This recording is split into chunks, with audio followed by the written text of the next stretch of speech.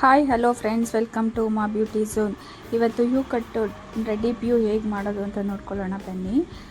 First ಫ್ರಂಟಲ್ಲಿ ಸ್ವಲ್ಪ ಇದನ್ನು ತೊಗೋಬೇಕು, ಬೈತಲೆ ತೊಗೊಂಡು ಅದನ್ನು ಡಿವೈಡ್ ಮಾಡ್ಕೋಬೇಕು. ಡಿವೈಡ್ ಮಾಡಿಕೊಂಡು ಆ ಕಡೆಗೆ ಈ ಕಡೆ ಕ್ಲೀನಾಗಿ ಕೂಮ್ ಮಾಡ್ಕೊಂಡು ಅವ್ರಿಗೆ ಎಷ್ಟು ಲೆವೆಲ್ ಬೇಕೋ ಆ ಲೆವೆಲಿಂದ ಹೇರ್ ಕಟ್ ಮಾಡ್ತಾ ಕ್ರಾಸ್ಗೆ ಇಟ್ಕೊಂಡು ಹೇರ್ ಕಟ್ ಮಾಡ್ತಾ ಹೋಗಬೇಕು. ಬೆರಳು ನೋಡಿ ಯಾವ ಥರ ಇಟ್ಕೊಂಡಿದ್ದೀನಿ ನಾನು ಅಂತ. ಆ ಥರ ಕ್ರಾಸ್ಗೆ ತೊಗೊಂಡು ಹೇರ್ ಕಟ್ ಮಾಡಬೇಕು ಡೀಪ್ ಯೂನಲ್ಲಿ. ಅಲ್ಲಿ ಸೆಂಟ್ರಲ್ ಬಂದು ಲೆವೆಲ್ಲಾಗಿ ಕಟ್ ಮಾಡಬೇಕು.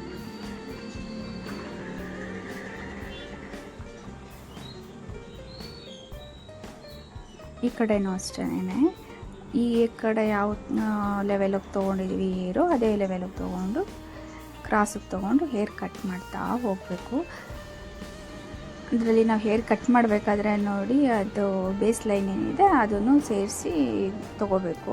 ಆವಾಗ ನಮಗೆ ಯಾವ ಲೆವೆಲಿಂದ ಹೇರ್ ಕಟ್ ಮಾಡ್ಕೊತಾ ಹೋಗ್ಬೇಕನ್ನೋದು ನಿಮಗೆ ಐಡಿಯಾ ಬರುತ್ತೆ. ಇಲ್ಲಿ ಸೆಂಟ್ರಲ್ ಬಂದು ಸ್ವಲ್ಪ ಲೆವೆಲ್ಲಾಗಿ ಕಟ್ ಮಾಡಬೇಕು. ಆಗ ಡೀಪ್ ಯೂ ಬರುತ್ತೆ, ತುಂಬ ಚೆನ್ನಾಗಿ ಬರುತ್ತೆ ಇದು ಹೇರ್ ಕಟ್ಟು. ಅಂದರೆ ಅವ್ರದ್ದು ಹೇರು ತುಂಬ ತಿನ್ನಿರೋರಿಗೆ ಹೇಳ್ಬೇಕಂದ್ರೆ ಡೀಪ್ ಯೂ ಬೆಸ್ಟ್ ಅಂತ ಹೇಳ್ತೀನಿ ನಾನು.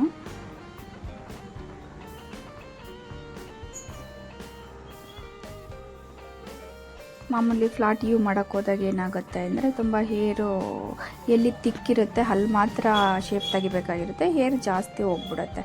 ಆದ್ದರಿಂದ ಡೀಪ್ ಯೂನೇ ಬೆಸ್ಟು ಇದು ತುಂಬ ತಿನ್ನಿರೋ ಹೇರಿಗೆ. ಆಮೇಲೆ ಎರಡು ಕಡೆ ಪಾರ್ಟೇಷನ್ ತೊಗೊಂಡು ಶೋಲ್ಡರಿಂದ ಸ್ವಲ್ಪ ಡೌನಿಗೆ ತೊಗೊಂಡು ಅಲ್ಲಿ ಸ್ವಲ್ಪ ಕ್ರಾಸಿಗೆ ಹೇರ್ನ ನೋಡಿ, ಅಲ್ಲೂ ಕೂಡ ಕ್ರಾಸ್ ತೊಗೋತಾ ಇದ್ದೀನಿ ಬೆರಳು ನಾನು. ಕ್ರಾಸ್ ತೊಗೊಂಡು ಇದು ಎಕ್ಸ್ಟ್ರಾ ಬಂದಿರೋದು ರಿಮೂವ್ ಮಾಡಬೇಕು. ಆಗ ಶೇಪು ಕರೆಕ್ಟಾಗಿ ಬರುತ್ತೆ, ನಾವೇನು ಕಟ್ ಮಾಡಿರ್ತೀವಿ ಅದೇ ಶೇಪ್ಗೆ ಬರುತ್ತೆ. ಶೋಲ್ಡರಿಂದ ಸ್ವಲ್ಪ ಕೆಳಗೆ ತೊಗೋಬೇಕು ಫ್ರಂಟಿಗೆ.